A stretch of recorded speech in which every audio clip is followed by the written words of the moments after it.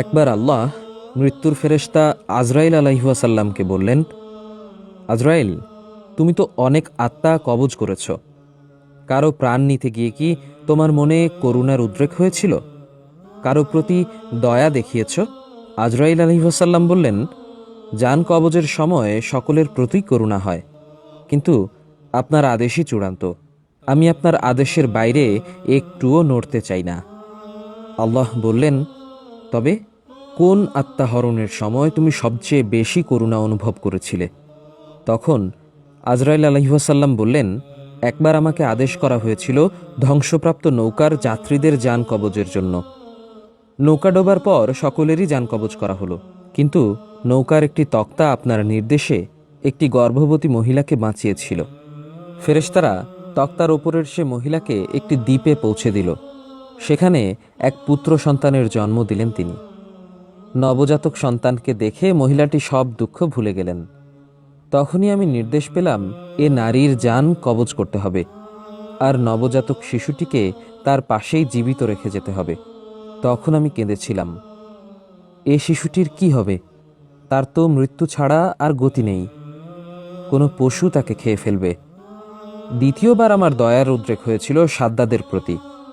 সাদ্দাদ এত বছর চেষ্টা করে তার প্রাসাদ তৈরি করল, অথচ সে তা এক নজর দেখা হতে বঞ্চিত রয়ে গেল। আফসোস নিয়ে তাকে দুনিয়া থেকে বিদায় নিতে হয়েছে। আল্লাহ বললেন, আজরাইল, সে শিশুটিই ছিল সাদ্দাদ। তার মায়ের মৃত্যুর পর আমি গ্রীষ্ম ও শীতের দ্বারা তাকে কষ্ট দেইনি। তার এক আঙ্গুল হতে দুধ আর এক আঙ্গুল হতে মধুর ঝর্ণা প্রবাহিত করেছিলাম। তার জীবন বাঁচিয়েছিলাম। এরপর তাকে বিশাল দেশের প্রতাপশালী সম্রাট করেছি, কিন্তু সে এ নিয়ামতের শুকরিয়া না করে নিজেকে ঈশ্বর দাবি করে, তাই আমার আযাব তাকে গ্রাস করে। এখানে উল্লেখ করা যায় যে সাদ্দাদ তার যৌবনকালে রাজত্ব পেয়ে খুব বেপরোয়া হয়ে ওঠে।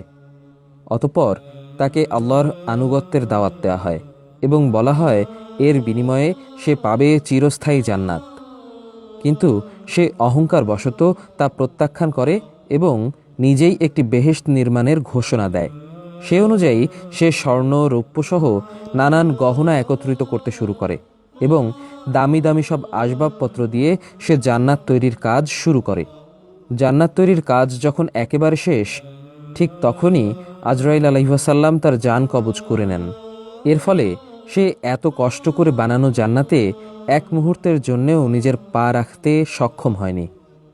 সাদ্দাদের এই ঘটনা থেকে আমরা এই শিক্ষাই পাই যে আমাদের প্রভাব প্রতিপত্তি, সহায় সম্পদ যত বেশিই হোক না কেন, আমরা যেন কখনো আল্লাহ রাব্বুল আলামিনের সাথে বেয়াদবিতে লিপ্ত না হই। কেননা আল্লাহ রাব্বুল আলামিন হলেন রাজাধিরাজ। পৃথিবী এবং এর বাইরে যা কিছুই আছে তার সব কিছুর নিয়ন্ত্রণ আল্লাহ রাব্বুল আলামিনের হাতে। আর তার সাথে বেয়াদবি করলে এর পরিণতি অবশ্যই খারাপ হবে। আল্লাহ রাব্বুল আলামিন আমাদের সবাইকে তার অনুগত থেকে জীবনযাপনের তৌফিক দিন, আমিন।